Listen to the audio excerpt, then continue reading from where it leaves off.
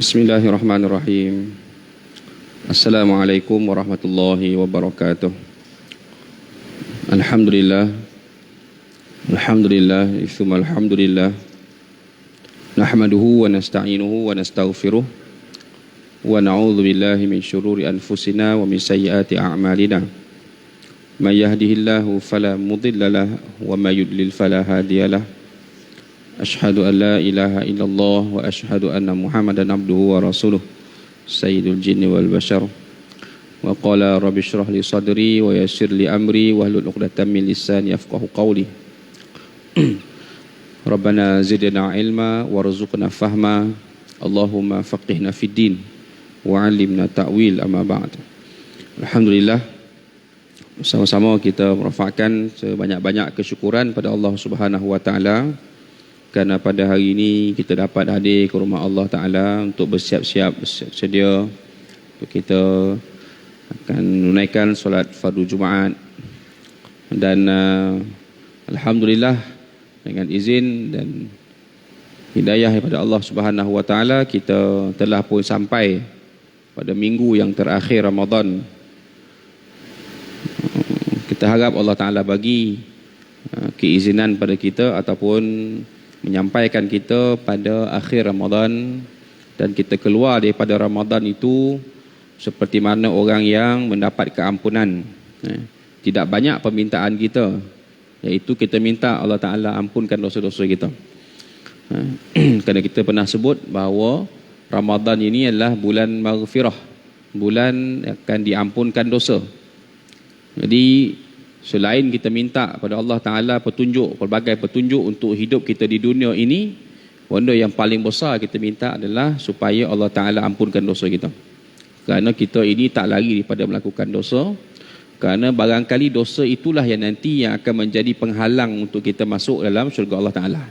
Sebab tu bila kita sampai Ramadan, setiap kali sampai Ramadan memang kita minta supaya Allah Ta'ala ampunkan dosa kita. Dan bukanlah dalam Ramadan sahaja, tapi erti kata lain, dalam Ramadan ni kita perbanyakkan permintaan kita kepada Allah Ta'ala. Utamanya dalam bab kita memohon ampun, memohon taubat kepada Allah Subhanahu Wa Ta'ala. Kerana sepanjang kita duduk dalam Ramadan, kita berpuasa. Kerana di antara kelebihan as-saim, orang-orang yang berpuasa itu ialah doanya dimakbulkan. Dosa, minta diampunkan dosa. Kalau dia minta diampunkan dosa, Allah Ta'ala ampunkan dosanya. Dan kalau dia mati dalam keadaan berpuasa pula, besar pahala dia. Dia mati dalam keadaan dia sedang melakukan ibadah kepada Allah Subhanahu Wa Ta'ala. Baik. Jadi tuan-tuan yang saya kasih sekalian, pada hari ini saya nak bawakan satu hadis Nabi SAW. Hadis kursi ini yang menceritakan tentang bagaimana kita melihat kecintaan Allah dalam keredaannya. Kita melakukan sesuatu yang Allah Ta'ala cinta dan suka, bukan sekadar Allah Ta'ala cinta dan suka, tetapi Allah Ta'ala redha. Dalam surah Al-Fajr yang hujung tu kan, ya ayatuhan nafsul mutmainnah irji'i ila rabbiki radiyatan mardiyah, kan? Ada sebut tentang kalimah redha. Dan natijahnya yang baik, fadkhuli fi ibadi wadkhuli jannati, masuklah bersama-sama dengan hamba aku, wadkhuli jannati, iaitu masuklah kamu dalam syurga aku. Baik. Allah Ta'ala berfirman dalam hadis kursi ini, inni lastu ala kulli kalamil hakim aqbilu walakinni aqbilu ala hammihi wa hawahu fima yuhibbullah wa yarda, ja'altu hikmatahu hamdan lillah wa waqaran wa illam yatakallam, atau kama qal, sesungguhnya aku, yakni Allah, bukanlah menerima ataupun mengkabulkan setiap ucapan ataupun kata-kata ahli hikmah, akan tetapi aku mengkabulkan cita-cita serta kehendak nafsu yang mendorong kepada perbuatan yang dicintai dan diredai oleh aku, perbuatan yang aku cintai dan aku redha. Aku jadikan hikmah dan ketenangan pada jiwanya sebagai balasan pujiannya kepada aku, meskipun ia tidak mengucapkan sepatah kata pun. Hadis kursi riwayat Ibnu Najjar daripada Muhajir bin Hubaib radhiyallahu anhu. Tuan-tuan yang saya kasih sekalian, pada permulaan hadis ini Allah Subhanahu wa taala menyatakan bahawa aku bukanlah yang mengabulkan ucapan ataupun kata-kata ahli hikmah. Siapa dia ahli hikmah itu? Apakah hanya orang cerdik pandai panggil ahli hikmah?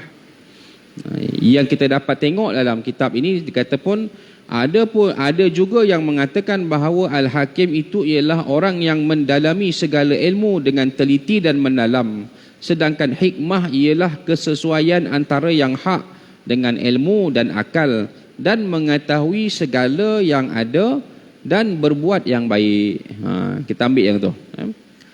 Orang yang Al-Hakim ini orang yang ada ilmu. Sebab itu lawan orang yang alim, orang yang jahil. Sebab itu kita menyeru pada semua tuan-tuan yang ada di masjid ini, jangan sesekali berhenti mencari ilmu. Jangan berhenti. Siapa pun guru kita, carilah guru yang mursyid, guru yang baik, guru yang boleh mendidik kita, yang boleh memberi panduan pada kita. Siapa pun kita. Dah jadi ustaz, takkan nak belajar lagi? Kau nak belajar? Bukan semua ilmu kita tahu. Dan dalam menuntut ilmu ni, kena pastikanlah ilmu yang kita tuntut itu adalah ilmu yang benar. Ilmu yang benar ini bila kita dapat dia, kita boleh membezakan yang mana yang betul, yang mana yang salah. Tu dia. Itu baru benar kita ada ilmu. Ini kalau kita kata kita ada ilmu tapi yang salah pun kita buat, yang betul pun kita buat, yang salah pun kita langgar, yang betul pun kita langgar. Jadi yang tu yang kita tak dikategorikan sebagai ilmu. Maka kita ni masih lagi terkategori dalam orang-orang yang masih lagi tidak ada ilmu, ataupun boleh disebut sebagai orang yang jahil. Barangkali kita mahir satu ilmu, barangkali kita tak ada satu ilmu. Barangkali kita tahu beberapa ilmu, dan barangkali kita jahil banyak lagi yang kita tak tahu. Sebab tu tak ada siapa pun kita boleh mendabik dada kita ni orang yang paling alim. Allah Ta'ala lempar pada kita ilmu ni sikit je. Sikit je kat dunia ni. Cuma disebut di sini dia kata orang yang mendalami ilmu dengan teliti dan mendalam. Maksudnya kalau dia nak tahu sesuatu itu, dia pastikan sumbernya betul. Ambil je daripada sumber yang betul. Ilmu, sumber mesti betul. Ni daripada mana ni? Itulah khabar daripada orangnya Sipulan bin Sipulan. Tanya di Sipulan bin Sipulan tu dapat pada siapa? Itulah tu rasai daripada cikgu dia. Siapa dia cikgu dia? Entah mati dah kot. Jadi kita pun tak tahu sumber mana dia ambil. Sedangkan yang tepatnya ada depan kita, ada dalam Quran, ada dalam hadis-hadis Nabi SAW yang kita boleh baca, yang kita boleh tengok, yang kadang-kadang dihuraikan, yang kadang-kadang diterjemahkan pada kita dan ditafsirkan kepada kita.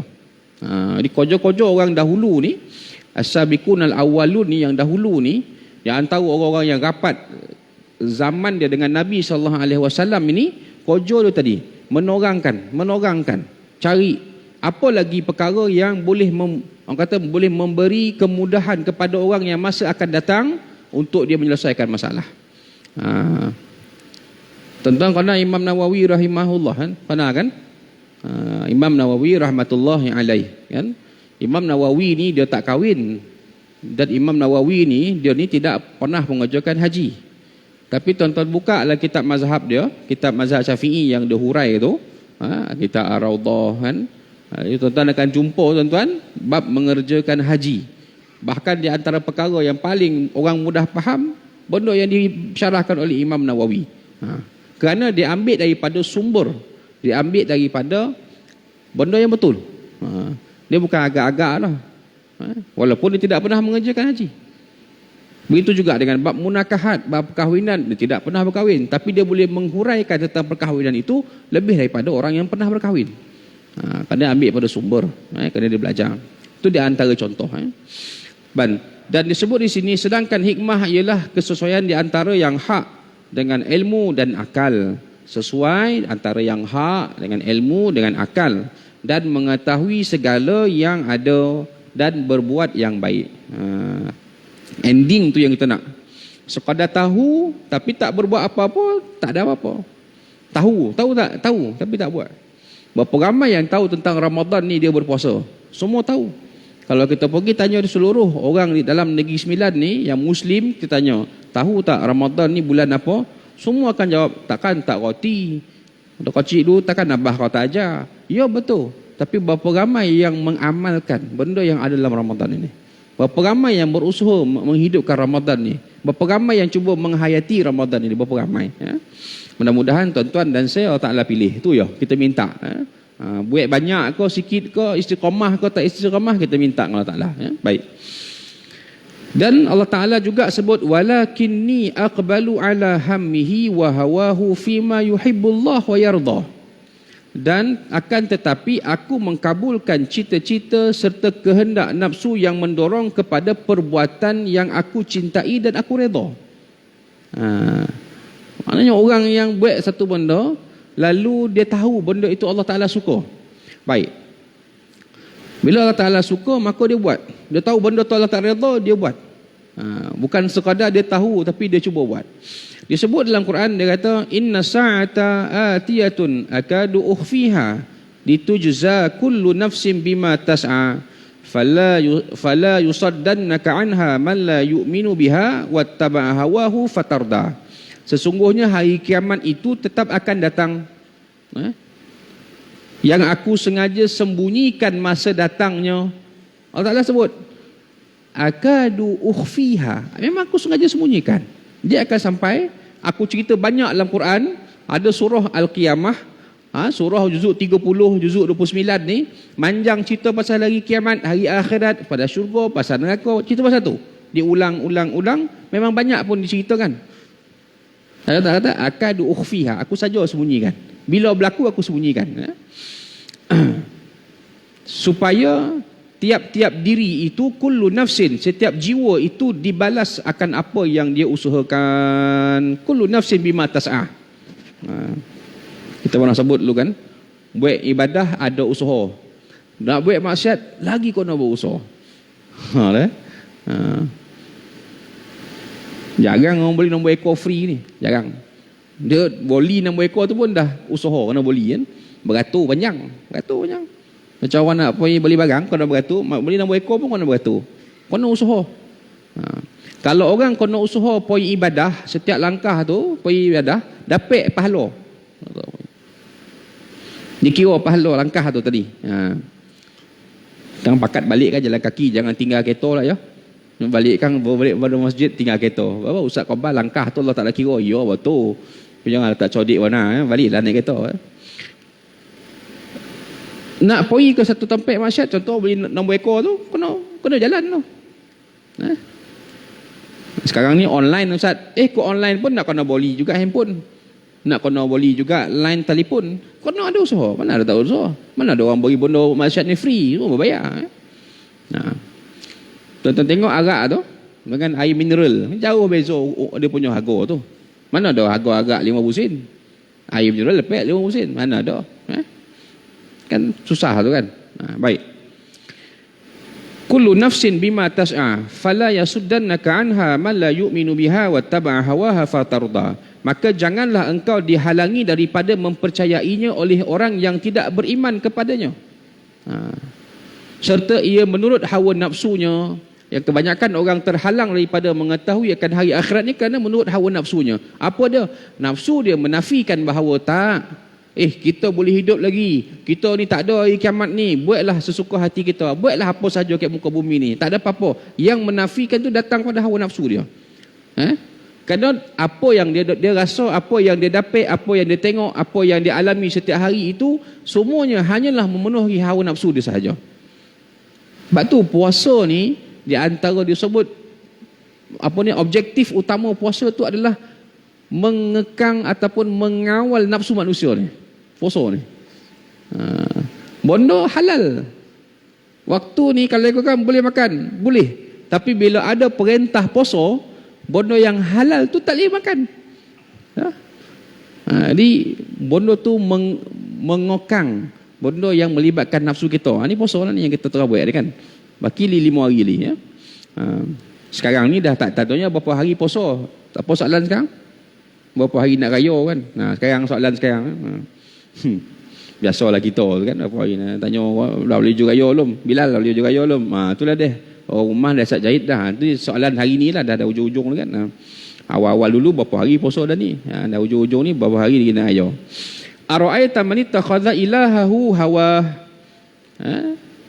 Telahkah engkau melihat akan keburukan keadaan orang yang menjadikan hawa nafsunya Tuhan? Menjadikan hawa nafsunya sebagai Tuhan. Kenapa Allah Ta'ala memberi gambaran hawa nafsu itu sebagai Tuhan? Ada manusia yang meletakkan hawa nafsu itu setanding dengan Tuhannya.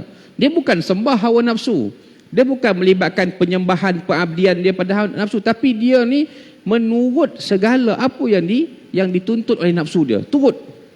Sehingga kan dia tidak mampu untuk keluar daripada tuntutan nafsu dia tu. Dia buat sahaja. Itu yang dipanggil orang yang menjadikan hawa nafsunya sebagai Tuhan. Jarang orang tulis Tuhan saya nafsu, tak ada.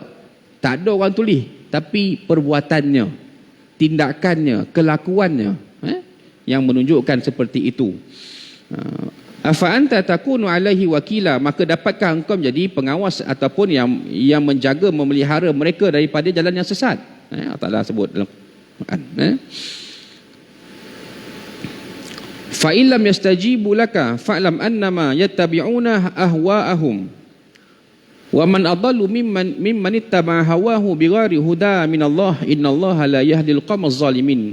Kemudian kalau mereka tidak menerima cabaran engkau wahai Muhammad, maka ketahuilah sesungguhnya mereka hanyalah menurut hawa nafsu. Dalam ayat ini memberi gambaran pada kita, orang-orang dahulu, orang-orang yang berdepan dengan Nabi SAW yang menolak ajaran Nabi SAW ini, bila Nabi suruh ataupun Nabi bagi, kalau betul buatlah macam ni. Dan kadang-kadang dia tak mampu pun nak membuktikan, tak mampu pun nak berlawan dengan hujah-hujah Nabi SAW, tapi mereka menolak. Sebab itulah cara nak menolak agama Nabi SAW ketika itu ialah label kawan tu. Muhammad ni gila, Muhammad ini cipta agama baru, Muhammad. Cara dia, bila orang tak boleh berhujah dengan kita, cara mudah ya, label dia. Itu dah. Benda ni berlaku setiap zaman. Bila orang tak boleh nak berhujah dengan benda yang fakta, benda yang betul, lalu ni dia berhujah dengan cara menyalahkan ataupun melabel kawan tu. Jadi kalau dalam masyarakat kita jadi macam tu, parah ke tuan-tuan. Kita cakap benda betul ni, tak. Ni dah. Label. Ni kau lah ni donkey, kau lah ni. Dia mulalah. Kau tak boleh tengok orang ni sonang. Mula. Padahal kita cerita benda fakta. Benda-benda ni lah. Jadi apa ni yang digambarkan oleh Nabi SAW, orang yang bila dah tak boleh nak melawan fakta, maka dia ngikut hawa nafsu dia, menolak ajaran Nabi SAW. Tolak. Dan Allah gambarkan dalam Quran. Sesungguhnya mereka hanyalah menurut hawa nafsu mereka, dan tidak ada yang lebih sesat daripada yang menurut hawa nafsunya dengan tidak berdasarkan petunjuk dan hidayah daripada Allah Ta'ala. Sesungguhnya Allah tidak akan memberi pimpinan atau kepada kaum yang zalim. Allah tidak akan memberi petunjuk kepada orang yang zalim. La yahdil qawmaz zalimin. Baik. Allah tanya lagi, afara'aita man ittakhadha ilahahu hawa. Ulang balik. Tadi tu dalam surah Furqan, ni dalam surah Jasiyah pula. Allah Ta'ala ulang lagi. Apakah kamu tidak melihat, apakah kamu telah melihat orang yang mengambil hawa nafsunya sebagai Tuhan? Man ittakhadha hawahu ilahahu hawa. Wa adallahu Allah. Tuhan yang wa adallahu Allah. Dan ia pula disesatkan oleh Allah kerana diketahuinya bahawa ia tetap kufur dan ingkar. Wa khatama ala sam'ihi wa qalbihi wa ja'ala ala basarihi ghishawatan faman yahdihi min ba'dillah afala tadhakkarun. Dan dimeterai pula atas pendengarannya dan dikunci pada pendengarannya, hati tutup hati, tutup telinga, tak nak dengar, serta diadakan lapisan penutup atas matanya.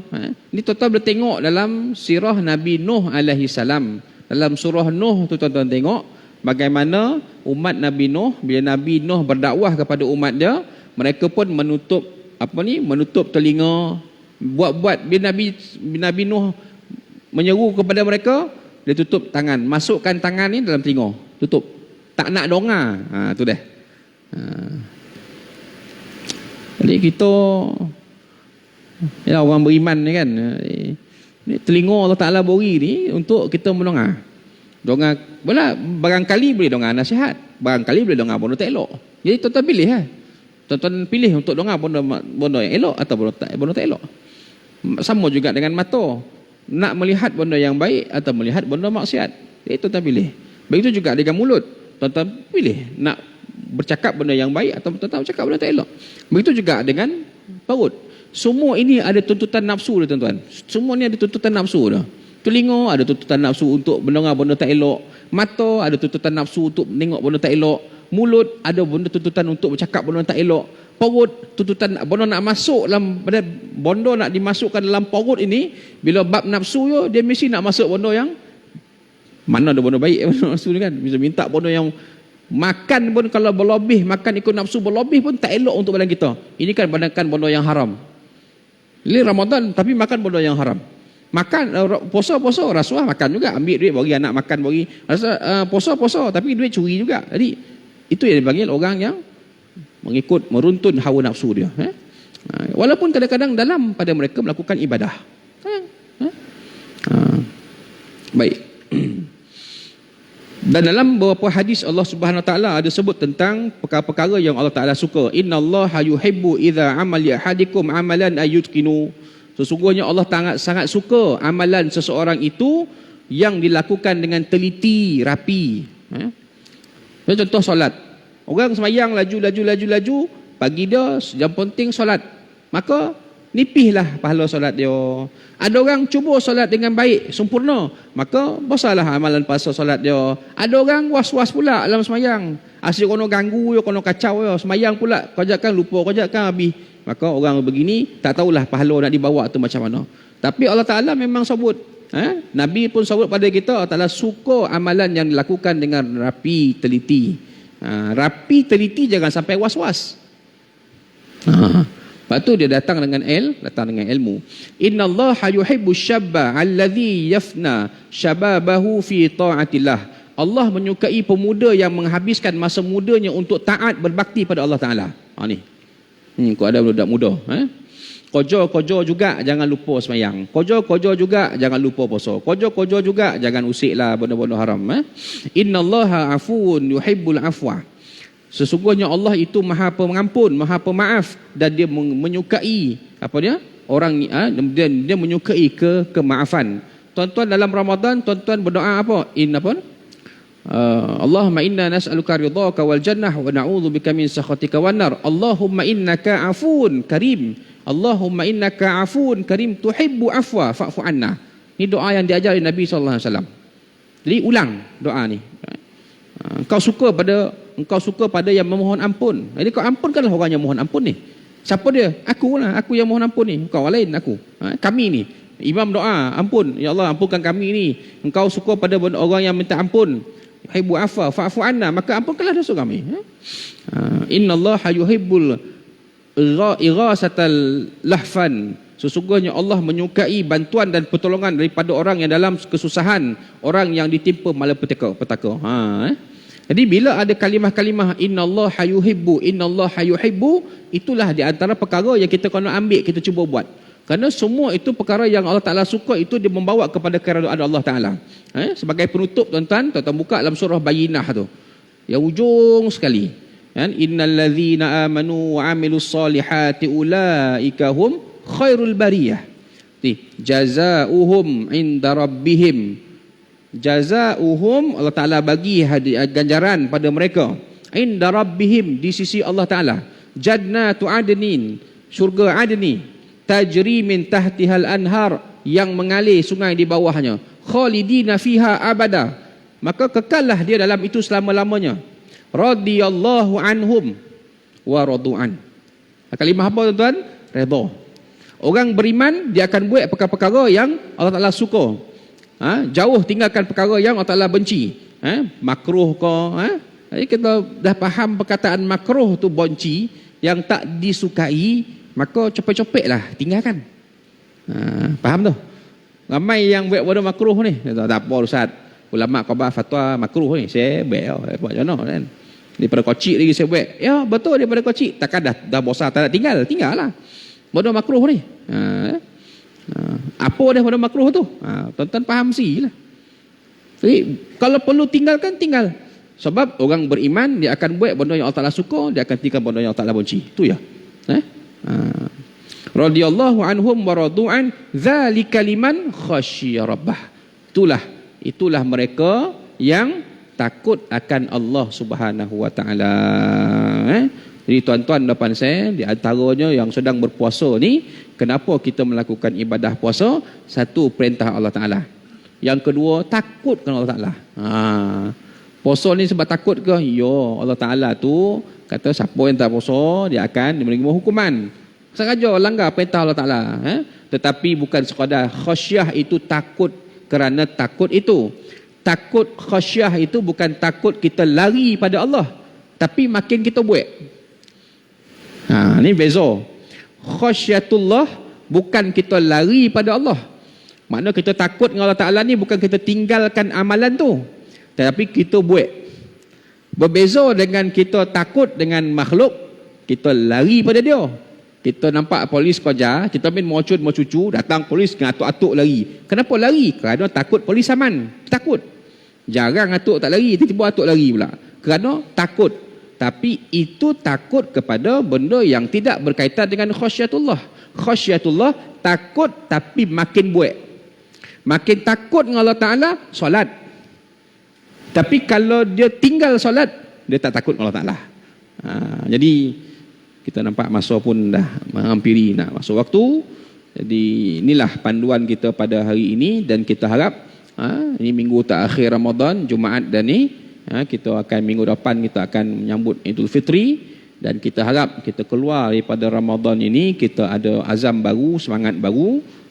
Bukanlah baru tu baru mana, tapi kita sentiasa islah, memperbaharui benda yang kita buat ni. Kita harap ada kosannya Ramadan tahun ini kita nak bawa untuk kehidupan kita lagi seboleh bulan kalau panjang umur. Itulah fungsi Ramadan tu, kita nak bawa untuk seboleh bulan pula sampai kepada Ramadan yang akan datang. Jadi kita harap perjalanan hidup kita ni Allah Ta'ala memudahkan, dan Allah Ta'ala redha pada kita, dan mudah-mudahan Allah SWT mengampunkan dosa kita. Wallahu a'lam bissawab. Aqulu qouli hadza, astaghfirullahal azim li wa lakum, wabillahi taufiq wal hidayah. Assalamualaikum warahmatullahi wabarakatuh.